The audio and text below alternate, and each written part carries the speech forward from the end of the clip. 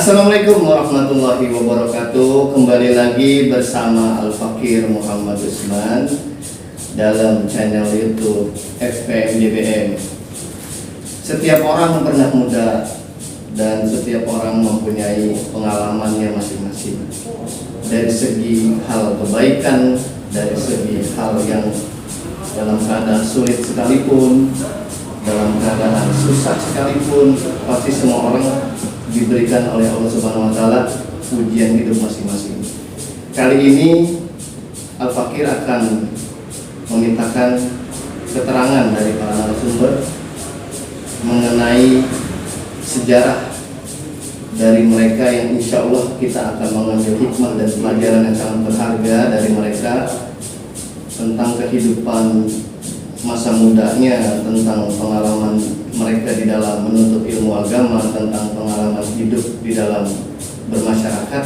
Insya Allah hadir bersama kita Bapak Ismail. Assalamualaikum warahmatullahi wabarakatuh. Waalaikumsalam warahmatullahi wabarakatuh. Dan hadir pula bersama kita Bapak Najri. Assalamualaikum warahmatullahi wabarakatuh. Waalaikumsalam warahmatullahi wabarakatuh. Beliau-beliau ini adalah tokoh masyarakat yang tinggal di sekitaran masjid. Insya Allah kita akan menggali lebih dalam dengan beliau-beliau ini tentang bagaimana sih masa muda beliau dulu, dari segi pendidikan dari orang tuanya, dari segi pendidikan agama yang diberikan oleh orang tuanya, dari segi cara mereka bermasyarakat. Insya Allah nanti kita akan memintakan keterangan dari beliau. Namun sebelumnya, menindaklanjuti video kita sebelumnya, bahwa kegiatan ini bersifat positif dan bermanfaat untuk kedepannya, baik dari segi forum itu sendiri, forum pemuda Masjid Jami Baitul Mukhlisin, bagi masyarakat setempat, dan untuk semua lingkungan masyarakat maupun anak-anak muda dimanapun berada. Video ini kita bertujuan untuk menggali dan mengambil hikmah, ilmu, pelajaran tentang kehidupan, tentang masyarakat, yang mudah-mudahan ini bisa jadi ilmu yang bermanfaat untuk kita semua dan bisa kita terapkan di dalam kehidupan sehari-hari. Untuk yang pertama, kita akan membahas tentang bagaimana sih kehidupan anak-anak muda zaman dulu nih, dan perbedaan daripada anak-anak muda zaman sekarang. Kita akan memintakan untuk yang pertama dari Bapak Ismail. Bagaimana sih Pak nih anak-anak muda zaman dulu ya? Kalau kita bisa dibilang tuh berkaca dengan anak-anak muda zaman sekarang itu kira-kira sangat berbeda jauh gitu, dari cara mereka bermasyarakat atau bergaul, atau dari cara mereka tuh mengabdikan dirinya untuk hal ibadah, kegiatan. Gimana Pak kira-kira pendapatnya? Silakan Bapak Ismail. Assalamualaikum warahmatullahi wabarakatuh. Waalaikumsalam. Saya Ismail, masyarakat dari RT 03 Kebetulan Kebetulan Selatan, mengenai zaman sekarang dan zaman dulu. Kalau zaman dulu kita masih muda, setelah asar masuki jam 4 16.00. Kira-kira berapa tahun usia itu Pak? Kira-kira zaman Kurang lebih usia zaman ABG lah gitu ya. masih SD. Masih SD. Masih SD. SD di tahun berapa itu Pak? SD di Abu Barokah, saja saya Selatan. Tahun 9495. Masih SD. Kita masih zaman dulu pulang sekolah, masih ada orang tua, masih ada piaraan binatang atau hewan Zaman dulu ya. kambing ya. Ngangon ya. Namun kambing dari empat, Iya. kan dari empat sekolah, istirahat sejenak, zuhur, lanjut lagi sholat asar. Oh, jadi kegiatannya tuh mulai dari sekolah gitu Ya, ya. benar dari kita sekolah, pulang sekolah, jam 12 zuhur udah di rumah, istirahat, sholat, makan, terus lanjut lagi untuk kegiatan di sore harinya sebelum asar ya, atau masuk asar itu udah nyari umpan kambing kemana aja kita keliling. Itu dari orang tua tuh Pak. Dari orang tua. Begitu tuh Pak. Masya Allah. Karena perintah orang tua dari kayak gitu. Iya. Karena zaman dulu anak tuh nggak bakalan ngelawan sama orang tua ya. Beda zaman sekarang. Kita kembali lagi ke masalah kita punya hewan kurban ya, kayak kambing gitu kan. Nah, jam 4 kita udah siap-siap. Dulu kan masih zamannya ada undung. Iya. Undung tahu kan? Itu tahu. Undung buat kiri kanan buat Oh, iya. kambing. Kita panggul, kita pikul. Itu jaraknya juga lumayan. Kita pergi kemana nyari depan. Karena itu kan gampang susah di depan kambing. Nah ini penting nih buat semua nih anak-anak muda zaman sekarang. Kita kalau bisa contoh ya, anak muda zaman dulu nih Bapak Ismail contohnya nih. Wah, Masya Allah, yang didapat itu berharga semua. Dari kegiatannya, dari waktunya, semuanya diabdikan untuk orang tuanya. Benar gitu Pak ya. Jadi sedikit pun nggak bisa ngelak gitu ya Pak. Maksudnya perintah orang tua harus dikerjain gitu ya. Harus dilaksanakan. Nah. Itu memang beda dengan zaman sekarang nih, anak-anak muda zaman sekarang nih, Masya Allah, dan kalau disuruh orang tua kan bukan main ya, susahnya minta ampun gitu ya. Terus kegiatan keagamannya kira-kira gimana Pak? Setelah kita kegiatan sehari-hari itu setengah 5 atau jam 16.30 kita mandi, sholat asar. Nah, memasuki maghrib setengah 6 kita udah digembeng tuh. Ayo kita ke masjid ada sholat. Masih zaman itu deres gitu ya? Ya, masih zaman musola itu nggak tahu musola seperti Oh, mandi di sini juga berarti. Ya, kita nggak buka taklim di pengajian ini enggak. Kan pengajian itu pada maghrib di rumah guru kita. Wajib itu ya? Wajib. Masya Allah. Setiap maghrib pulang dari musola langsung ke tempat pengajian. Selesai isya balik lagi ke musola untuk berjamaah. Selesai isya kita pulang ke rumah. Jadi kegiatannya itu dari pagi sampai malam itu benar-benar full ya, Masya Allah. Dan itu yang aneh dengar nih, zaman dulu tuh orang tua tuh selalu nerapin kalau lu nggak ngaji, lu nggak bakal gua kasih jajan, begitu. Nah, ya benar ya Pak ya. Kita nggak ngaji pun Ngalamin gitu ya Pak. orang tua datang ke rumah guru. Orang tua tuh melihat ada nggak, maaf bahasa kasarnya. Orang tua dulu kan bahasa kasar kan. Gue mau tahu anak gue ngaji atau enggak. Oh, jadi benar-benar diperhatiin. Diperhatiin. Kalau memang ada, kalau memang ada pulang pasti kan ditanya. Iya, kemana? Dari pagi Iya. bisa kok nggak ada pengajian. Ya inilah pelajaran yang kita dapetin dari Bapak Ismail. Selanjutnya dari Bapak Najri sendiri, mungkin dari segi hal yang sama nih yang disampaikan punya ini sendiri, sejarah sendiri gitu maksudnya Pak. Silakan Pak. Ya, sebelumnya Assalamualaikum warahmatullahi wabarakatuh. Waalaikumsalam. Kalau saya beda ya, sama Bapak Ismail ini. Ya. Mungkin dari segi orang tuanya Ya. punya ya. Kalau saya sih enggak keras-keras banget. Iya. Didik orang tua. Cuman satu, lu jadi yang benar. Ya, itu ya orang tua selalu begitu dari lu jangan pinter, benar. Pendidikan agama ya. Dia itu punya usaha kayu. Kita sama Bapak Ismail, madrasah Al-Barokah. Iya. Dididik itu dari Al-Barokah. Iya. Sama Agamanya berarti. semua. Kita tuh dapat ilmu awal kecil tuh dari situ. Iya.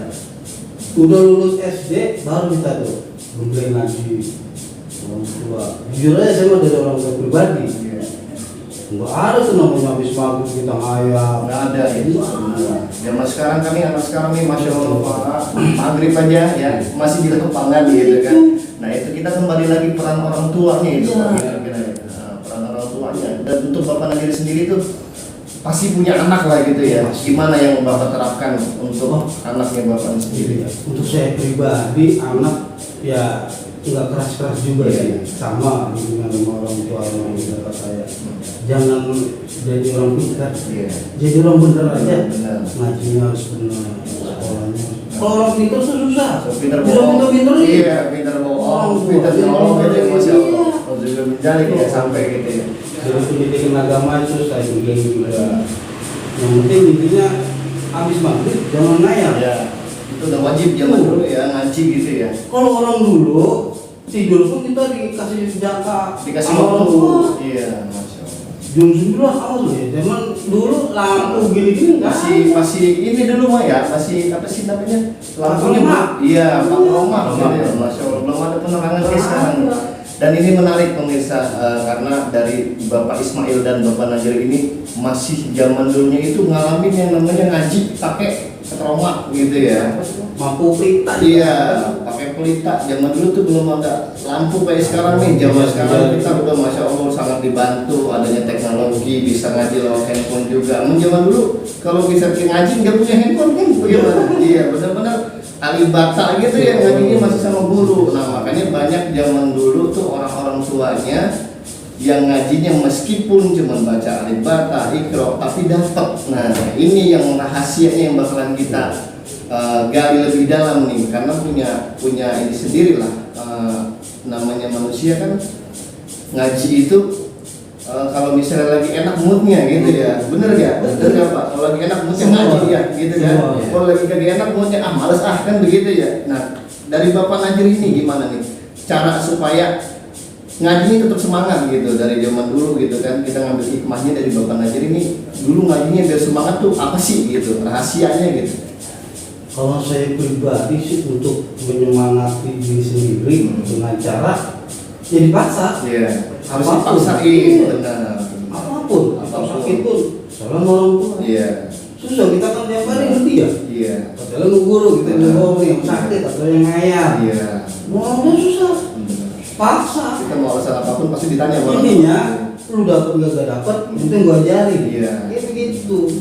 Kasarnya ya kembali lagi ke orang tua memang pendidikannya keras. Nah, Keras nggak pakai benar buku, gitu ya. Ya benar. Zaman dulu tuh kan orang tua tegasnya bukan main, dia bukan galak ya Pak ya. Iya. Zaman orang tua dulu tuh mungkin tegas gitu ya, nah, anak enggak galak enggak. Zaman sekarang kan mohon maaf. buat kebenaran. Benar, zaman sekarang mohon maaf nih, banyak kan nih yang video-video viral nih, ya kan ada orang tua nitipin anaknya ngaji gitu kan. Nah diomelin sama gurunya nih, ngaji langsung dilaporin ke penjara. Itu dia, masya Allah. Itu kira-kira gimana itu? Zaman dulu mungkin nggak ada begitu Nggak Pak ya? ada. Iya. Memang kalau orang dulu nggak peduli itu orang mana atau orang mana ya, anak sendiri pun kalau biasa bisa berat. Iya. Pakai rotan ya dulu katanya. Nggak peduli. Oh mau goblok gitu, maaf nih ya, gitu. Mau jadi beneran apa enggak? Saya potong sedikit ya, mungkin zaman dulu kita ngaji itu kalamnya itu guru ngaji kita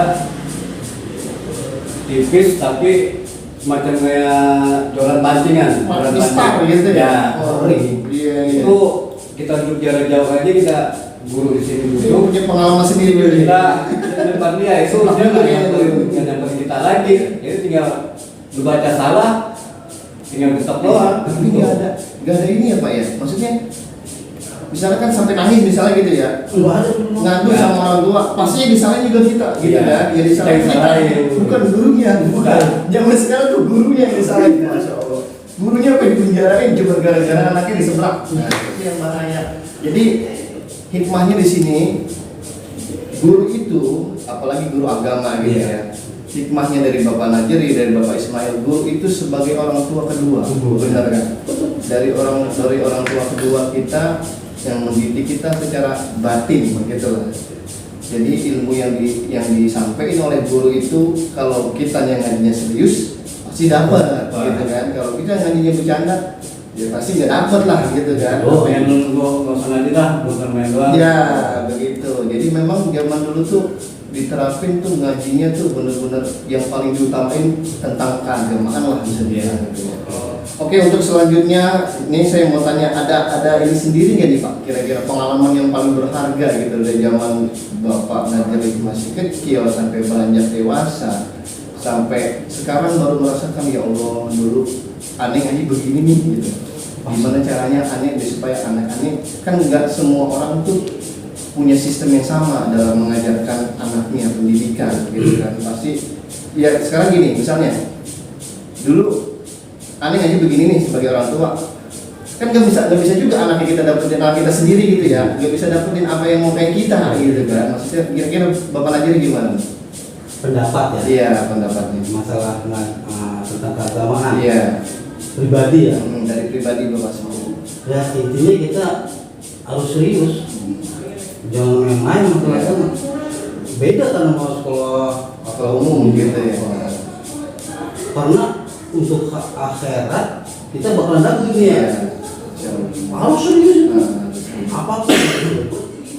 Mau punya galak, kayak gimana? Ya kita ya hadapin lah. iya. Dengan cara ya serius. Jadi kalau bapak ngaji punya anak terus anaknya ngaji dia main sama gurunya nggak bakal di zaman apa sih namanya di alam lah gitu ya, di alam lah gitu ya.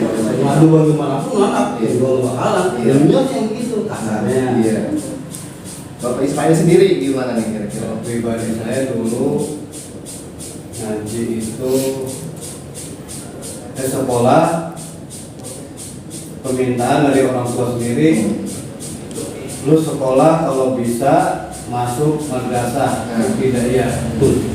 Karena madrasah ibtidaiyah itu banyak agamanya, fikih, Iya. sejarah Islam, Iya. itu semua Penting ada gitu ya. madrasah. Zaman sekarang nih anak sekarang nih udah nggak amat. Ya, Gitu. itu zaman SD sekarang Iya. biasa kan untuk ya maaf apa aja kita bukan ngejelekin apa sekolah lain Iya. enggak, ya kan, cuman bedanya di agamanya aja Iya. gitu.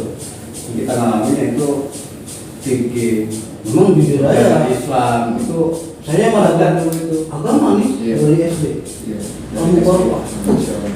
Jadi memang peran pendidikan itu juga penting gitu ya. Karena di sekolah umum itu belum tentu seperti sekolah madrasah gitu ya. Karena di sekolah madrasah itu kan saya juga sendiri pribadi sekolah madrasah mendapatkan ilmu yang tentang sejarah Islam, tentang fikih, hadis yang notabene tuh di sekolah-sekolah seperti SD itu nggak ada gitu kan. Badan itu enggak. Dan kembali lagi kalau nggak diimbangin dengan ngaji bersama guru ya kita nggak dapet.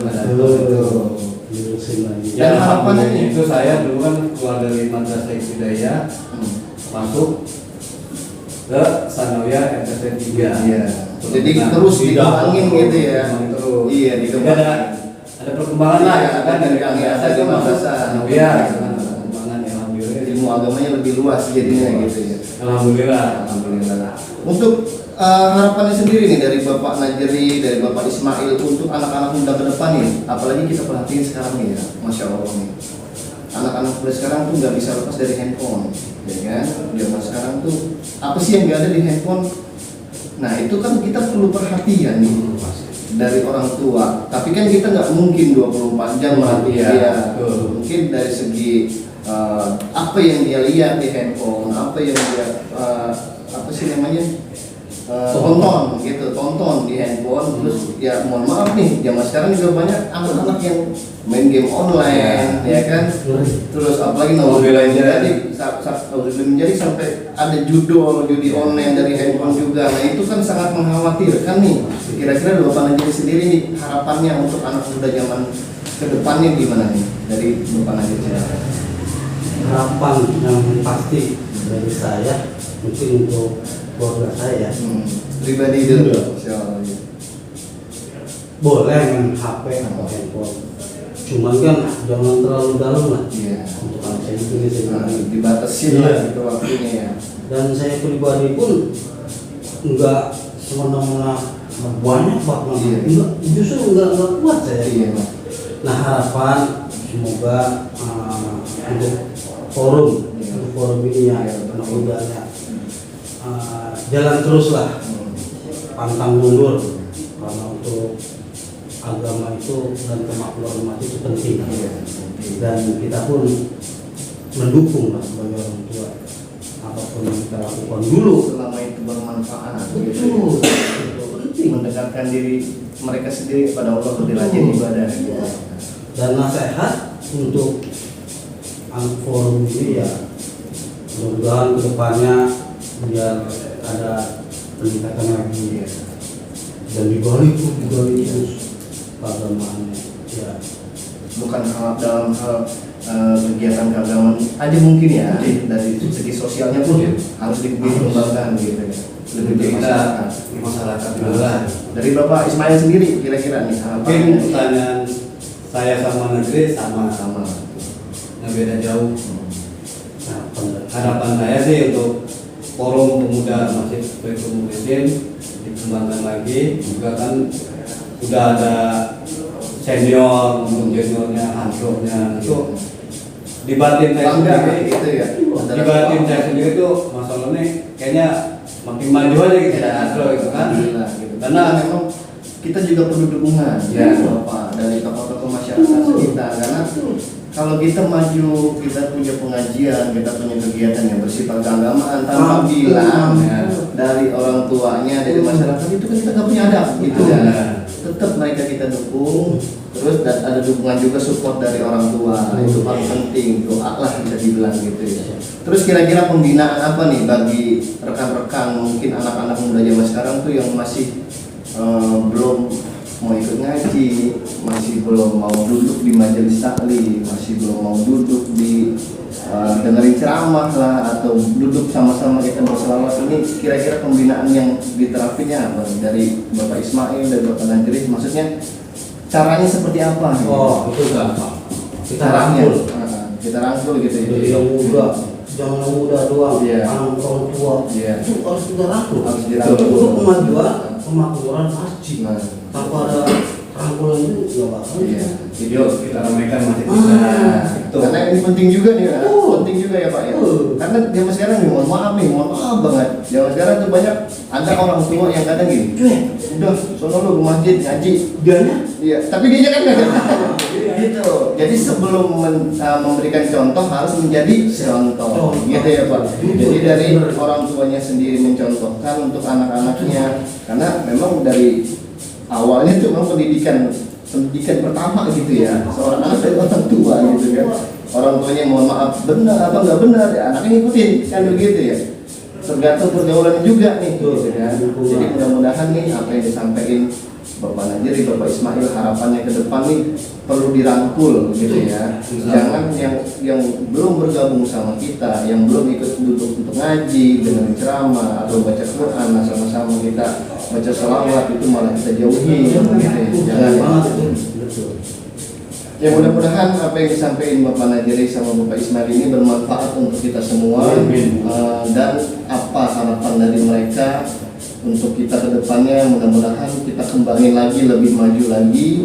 Apapun yang mereka udah jelasin nih buat kita, itu kita ambil sisi baiknya, sisi positifnya. Karena mereka ini semua kan pernah muda nih, benar ya Pak ya? Pernah muda dan pernah mengalami susah payahnya nyari ilmu, ya kan?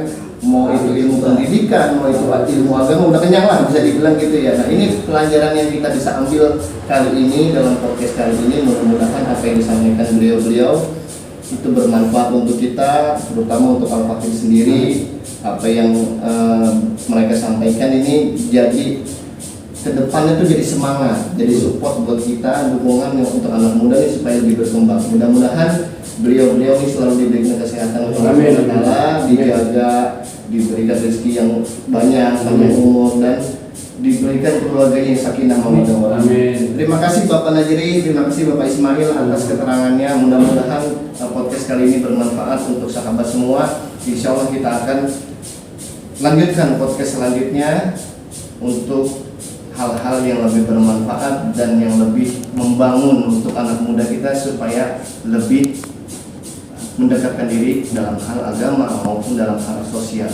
Sekian dari Al-Fakir Muhammad Usman Nasbi.